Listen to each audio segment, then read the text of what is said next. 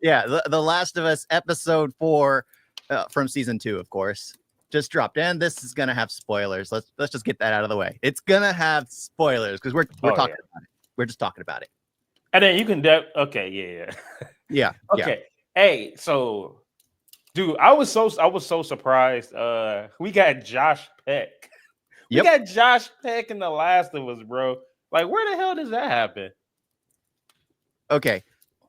I gotta say, I like Isaac. Oh, absolutely. I like him. He seems pretty dope. The cold open. Do you not remember the cold open? Oh, dude, fuck yeah, I remember the cold open. I ain't gonna lie, that because when I turned it on, I remember I just woke up, so I'm sitting there searching for my glasses and my remote control. So finally, I'm playing it, and I'm watching, I'm listening to the story, but I'm just like, still waking up. The second I'm sitting there thinking he's getting ready to kill the civilians that come up to him. Oh, then next thing I know, he turns around and blows his own team up. So what I was thinking was he was like the good guy. He was going to go and talk them down and be like, because they call them voters, and you realize why they call them voters, because it's an insult, because they have no say. Yeah, that's fucked up. And I thought he was going to go and be like, listen up, I understand your plight, but then he turns around and calls the one person out who wasn't laughing, who wasn't enjoying the jokes when someone's head got bashed in, because he was just handing out pamphlets. Yeah. Like, whoa, what the heck? And he turns around and then gasses them all. He didn't blow them up, he gassed them. Yeah. So Jizz boy. I'm like, yeah. At least they gave Josh the best story, the best dialogue in this scene. Yeah, it was the whole thing. They were like, the fact that he was like, oh, you're all Greenbergs. You're all that one guy who's gonna bash someone's head in just because you don't care. You don't value someone else's thought process. I enjoyed that. I absolutely did. And this episode, I think it's probably one of my favorites, even including the Jacksonville. Really? Yeah, mainly because you feel the tension. You feel how tense it is, because we've both played the game. Not so much too, but that situation when you're hiding, cowering, as people are looking for you. Of course, me and you would hunt everyone down in the room till they send more people in. But I've been in that situation. In the game, right? In the game, right? Yeah, in the game. Okay, I'm about to say, like, what the fuck?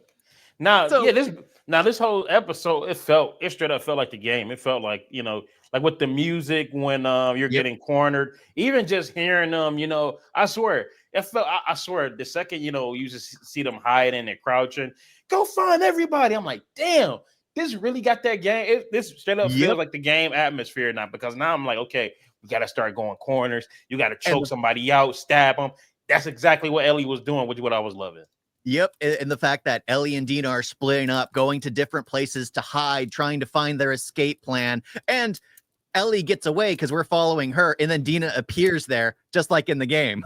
Yeah, Like, how did Dina get there? But it doesn't matter. It's still awesome to watch and follow the entire thing. I absolutely loved that scene, seeing what the scars are capable of, especially after you got Isaac having this dialogue about how he loved to cook, because it was the only thing he was good at, because he can't talk to women. There was these copper pans. They heat up quickly, but they don't hold heat. I was just like, and the fact that he always wanted one, but he kind of couldn't get it now that the apocalypse is here. Yeah. No, you said it was one of your favorites. I was kind of like, it was cool only because, I mean, it was just more kind of like, I guess it was like action, them going against the wolves and all that. Me personally, I just wanted to see more of Isaac. I wanted to see more of the scare fights, right? Mm-hmm. Is what they're called. But I mean, it was cool. I mean, the second it says Seattle, I'm like, all right, it's official. These next episodes is day 1, day 2, day 3 is going to end with her running into Abby, and then next season is going to be all Abby. My question is, how fans already hated that in the game. They're really going to talk shit about the next season. It's probably you're probably going to see critic score 95, fucking audience score 32. I can see it right now. But I think that's why they took Joel out almost immediately, because if we had more time with Joel, like to episode 3 to episode 4, that would have lingered with us longer. Now we're spending more time with Dina and Ellie. And I was hoping when Ellie was playing the song, as she's coming across certain words about how it's like she's playing Take on Me, and the words she was saying, it was just like Joel was willing to save her life, and it's better to save a life than say sorry or something like that. And Ellie's singing these words, and it's like relevant to Joel saving her life. I was hoping she'd choke up, but no, we get our reaction through Dina. And I like Dina because she's the one we can actually see everything through. I feel she's carrying the episode, the way she's acting when Ellie is bitten, the way she's vomiting every time she sees a corpse. I mean, I know I'd probably do the same if I saw intestines dangling out of a body, even though they have a reason for that. But I gotta say, Dina is by far the one character I see myself through. I don't see myself through Ellie because Ellie's more of a Ellie brick just wall. Ellie just just gonna be tough and hard in this entire time. She's not really gonna show emotion. She sees a bunch of dead bodies, and I mean she have an expression, but you won't really see it there. She don't. She's all about vengeance. So of course, she's gonna be that one that's just gonna be the what am I looking for? The straight laced, the straight face person. She's the guy. Yeah, basically. I mean, hell, she even said it. She even said it earlier. I'm going to be a dad. But, honestly, I think no. Now that piece of dialogue she had, where I'm going to be a dad, that is the line that hit me because it's like she had Joel. Joel was an amazing father to her, and now she gets to do what Joel did to her and pass on the knowledge. Imagine being able to pass on what you were taught, and that hit me hard because I was like, oh. I feel that piece of dialogue. You're going to be the father to the child. I just absolutely love that line. That's like the one piece of dialogue Ellie had where I'm like, oh, now that hits me. Everything else was Dina, because when Ellie's playing the guitar, you feel like choking up and crying because, well, who taught her all those skills? Who spent their time raising her? Joel. But I mean, outside of that, though, I mean, man, I saw the part when she get bit. I'm like, honestly, they taking a lot of the stuff straight from the game, which I like. I was waiting for them to get Dina to get caught and all that for her to get bit. But the way they get into that sex scene, I'm immune, I'm pregnant. All right, let's smash. I'm like, okay. So I'm sorry. I hate when it be an apocalypse, and I know for a fact y'all motherfuckers ain't washed up for like 5-6 days. Y'all going in the swamp water, fighting infected, so y'all covered in blood, and then y'all want to sit there and go down on some nasty, marinated 6-day filtho cooch. That's just Well, remember they brought up morning breath. I want to talk about some fucking morning breath. Oh God, I take morning breath over. Get out of here, bro. I saw that and I'm just like, okay, I know y'all ain't got hand sanitizer. I know you ain't got hand sanitizer. I don't really care for sex scenes to begin with. I think they went on too long, but at this point in time, after Game of Thrones, after Spartacus, at least they didn't show any dangly bits or any actual nudity. They just showed the actions, kind of like they did in Sinners. They didn't show anything in Sinners. Yet they're just doing the act. Speaking of Spartacus, bro, I still hate that you watched that shit while I was in the room.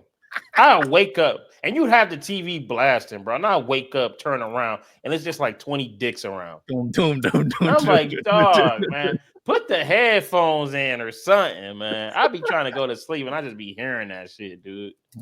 That was horrible. But I don't know. This episode, honestly, I'm excited for the next episode. This episode was straight. I wasn't a big fan of it. Like I'd go back and watch it. I just liked it for Isaac and some of the action. That's about it. Isaac, and it felt like the game. It felt, out of all the episodes, this is the one that felt like the game. That's the thing. It's the nostalgic feel of being in that tense situation and being like, oh, we got away. Yes, I know you had an issue with how they rushed into the. Well, remember, she's pregnant. She's hormonally out of balance. So it makes sense that she'll jump at it. And Ellie's been holding back her lust for her for the longest time.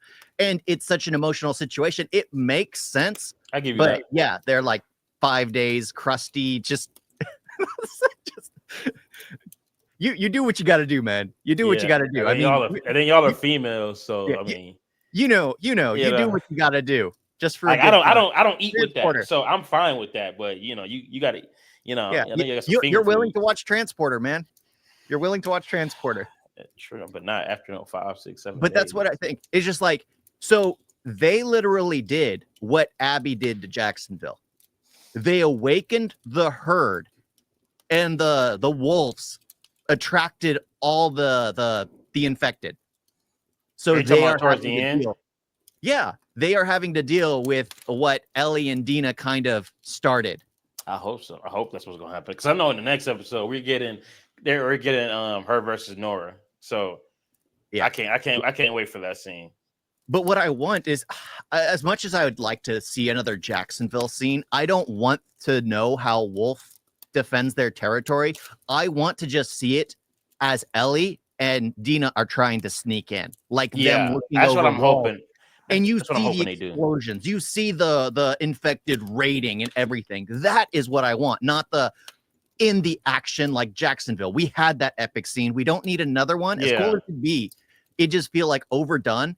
Being in the tense situation of trying to sneak into a base of hostiles while infected are raiding it, it just seems more interesting, because there would be going slow, listening to every sound. Because that one scene where Dina's quiet, closing her eyes, and then she's counting. How many voices does she hear of the infected? Yeah. That was just perfectly done. I loved it. Like, that's why I liked this episode so much, is because it just felt more grounded than anything. And then, of course, it ends on the best note where you see everything happened in the background. And I'm just like, come on. I knew he wasn't going to get that, bro. I was just like, come on, man. The episode is an hour and 6 minutes long. I go out, I pause it while they're on the roof, because it's like, oh, we got 16 minutes left. I go out, grab another cup of coffee, because it's like, all right, where the action's going to start. I hit play, they hold hands, credits. And I'm like, dude, we have 15 minutes left. What the heck? How do you think I felt with those fucking Disney Marvel shows? I'm like, oh, bet we got 15 minutes left. Nope, we about to give you 30 minutes of credits, bro. I hate that. So freaking pissed. Because they got to talk. They got to give us the trailer for the next episode. Then they got to talk about the episode that you just watched. So yeah, dude, like, just if it says an hour, just say 45 minutes. It's really 45 minutes. Yeah, because I was so excited. I got my coffee. I was like, all right, let's sit down. Let's watch this. I want to see some more of what's going to happen. Right. Nope. I really hope we get more Isaac, though, because the best thing about them splitting it is we get Isaac here from, like, the Ellie story or whatever, which I hope hopefully they cross paths. And then next season, you should be getting more of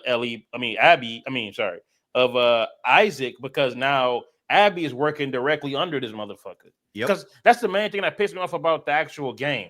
They kept talking about Isaac. Isaac pops up 2 times and then gets shot. And I think that's like some bull. Oh, and by the way, we're probably gonna get Lev and or is it Dev or Lev? I think it was Lev. Okay, Lev and the sister in the next season for sure. Unless they pop up at the end. But yeah, so I don't know. I like this episode. It was cool. Oh, what was the last episode? I think I liked it better than the last episode. Definitely. Yeah, much better. Because the last one was them it was grieving traveling to Seattle. Yeah, the grieving and the traveling. Oh, and I love that they brought up the all the rainbows in Seattle. Yeah, because when I was playing the game, I'm like, bro, why the fuck is everything rainbow, rainbow, rainbow? And then come to find out, like, I looked into Seattle, and no, it's like an actual street that has actually had all that. No, but I love that they didn't know about the what the pride meant, so just call them the rainbow people. Yeah, or something like that. It's been 20 years. Mm-hmm. All that paint, all those flags, all that stuff wouldn't be there. After 20 years, I feel you. Yeah, 20 years. That wouldn't be there. Heck, my dad has an American flag hanging out front. It barely lasts 6 months before it's war-torn and weathered. There's no way that stuff would be there. Yeah. So it's like, you see that and it's like, they're just putting it there to hint at, Ellie's gay. Well, of course, everybody knows. Of course we know. We're about to see more of that at the end of the episode. Yeah, I loved how they did it in the first game where you know she's gay, you know Bill's gay, but they don't, you know, it's more of a wink, wink, nudge, nudge than it is because you see the magazine that's all sticky. That Ellie's like, Yeah. oh, it's sticky because you know Bill is gay, you know Ellie's gay, but they don't force it down your throat. That's what I think most of the people had issue with the second game. It's like in your face everywhere. You're walking down the streets of Seattle 20 years later, and for some reason you still have flags flying. You still have paint on the walls. Like, okay, sure, that's highly realistic. But yeah, yeah. I mean, no, I felt that for sure. Yeah, it just doesn't feel like it belongs. But at the same time, is there anything else though? But I enjoyed this episode. I really did. I'm trying to think because Isaac, I really like his character. Like, who do they ever hint at who did start the fight? Was it the wolves or was it the Seraphites? Because I think it didn't really matter. It's just the fact that they're talking about I think they're basically just saying, you know, okay, you broke the truth, we broke the truth. At the end of the day, it doesn't matter. This is where we're at right now. That's basically what he's saying. It doesn't fucking matter. We're here right now. That's the thing. I love the piece of dialogue where Isaac's talking with them, and it's just like, oh, we have automatic weapons. All you have is bolt action rifles, hammers, and arrows. Yeah. But the Seraphites are extremists. They're absolutely crazy. I would be more afraid of someone who's religiously crazy, I mean, you know the type, than someone who's sane and knows to run away. I'd be afraid of the person who's going to strap a bomb to himself and blow up a building for some unknown reason. I'd be more afraid of that person than someone who's like, you guys are just crazy. I'm gonna run away. I know the type. Do we both know this person? No, we both don't know this. You know the type. You have friends who have changed. Yeah, I do. Yeah. And then it's all this, that. It's just like, no, everyone has a right to think for themselves. I know you're talking about now. I know you're talking about. Yeah. But and the fact that he's all, oh, none of our people go to the wolves, but every day a wolf comes to us. It's just that piece of dialogue. And the fact that Isaac realizes he can't break him because he just raises another hand after being cooked. And it's just, I freaking love it. That's what I loved about this episode. It's more to the raw dynamics of this world. Not because Jacksonville seems way too modern. It's dealing with modern world problems. Oh, we don't have enough housing when everyone has their own house. That makes no sense. In Seattle, they're at war with just extremists, like these people who believe that this prophet went up to the stars, who was this 13-year-old girl. It's just crazy, absolutely crazy. But when people are lost, people fall for that stuff. So it makes sense that the wolves transition over because they want to find a longing. They want to find a reason to live. I ain't never falling for that shit.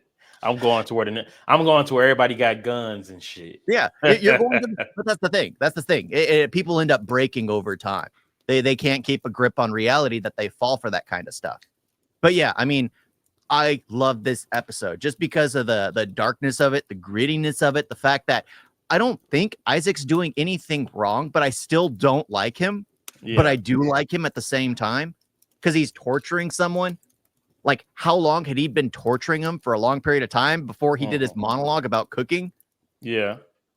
But yeah, Isaac seems absolutely dope. And I think Jeffrey Wright's a great actor. Yeah. If anything, we need more cold opens. We definitely do. I think if Isaac's only in these like a few shots, I'm going to be pissed. I think he should have had multiple cold opens of how he took control. Well, if it's this episode, I could see it as probably being like one of his only episodes for this season.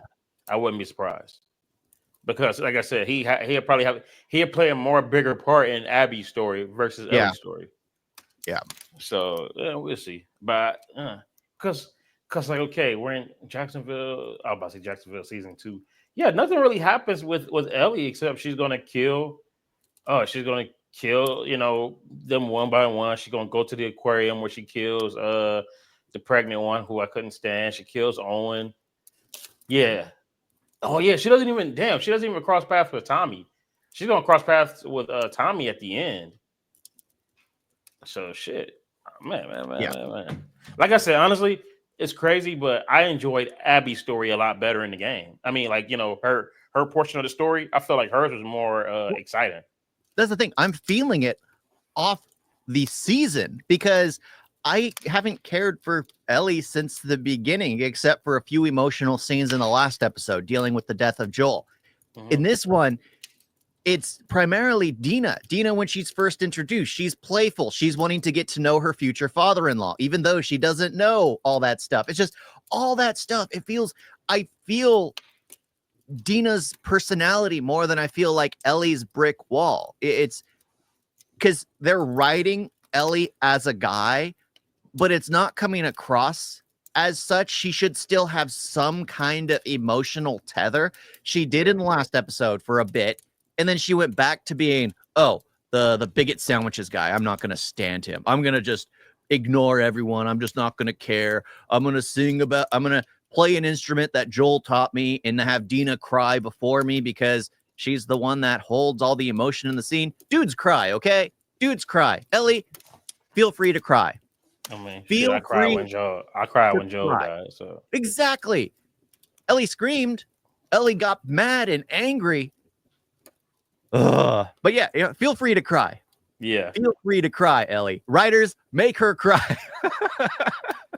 Because Bella Ramsey is a good actress. She really is. Absolutely. Absolutely. Liked her scenes in Game of Thrones because you can believe this 10-year-old girl is in charge of the Northern Tribe. You can easily believe it. And now we have her just being a brick wall. And I'm like, come on. Yeah. You could do something with her. But no, Dina's the one who's really the main character for me of this series. If you go back and rewatch it, it's Dina the one who really brings something to the table. It's like we're in season 1, Bella Ramsey was able to be more playful. Also just like showing different range, but now here it's like, I guess you could say she's that action star. Well, not an action star, but that role to where she's just like, okay, I'm all about action. Like I'm all about going to kill this motherfucker. You know what I'm saying? Because that's basically where she's at. Who's the only person this series or this season that's done a dad joke? Dina. Yeah. The barbecue. I hated that joke. It's a dad joke, dude. They suck. Joke.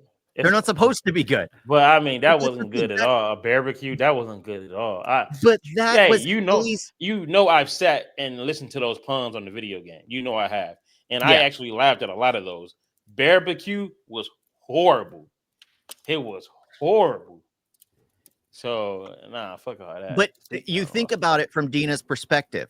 She wants to win Ellie's heart, so she's willing to do whatever. But what happened to Ellie? Ellie didn't do that before Joel died. Of course, she's supposed to be angry with Joel, but she still hasn't gotten back to that playful self. And it's like of course, she lost Joel. She felt betrayed when Joel told her the truth, but she's become a completely different person. And I think we're supposed to feel everything through Dina because Dina's the one who's basically taken Ellie's place. Yeah. In the first film, it was Joel who was the one who was bitter. It was Joel who was the one who was, kind of standoffish until he warmed to Ellie. Now we have Ellie doing that, but not to the same extent. And then you have Dina who's taking the role of Ellie. Yeah. But yeah. I mean, this is still my favorite episode. We get more of Dina. Still, we have too long of a sex scene, even though they don't show anything. They still show the action of it. It was all of like 20 seconds. They kissed, she put her hand on her face, call it a day. Yeah. Runs her hands down and then, wake up together, cuddling in the middle of a lobby after leaving a location where the wolves were searching. So it's like, okay. Yeah. Whatever. But overall, good episode.